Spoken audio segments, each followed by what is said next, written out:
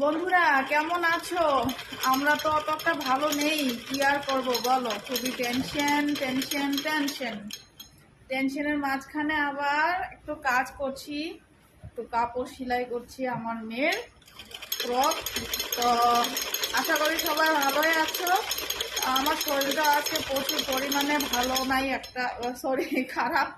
কি বলছি আমি নিজেও বুঝতে পারছি না, এত মানে ভয়ে টেনশনে মানে আর কি কথা ভালোভাবে বলতে পারছি না, এই অবস্থা।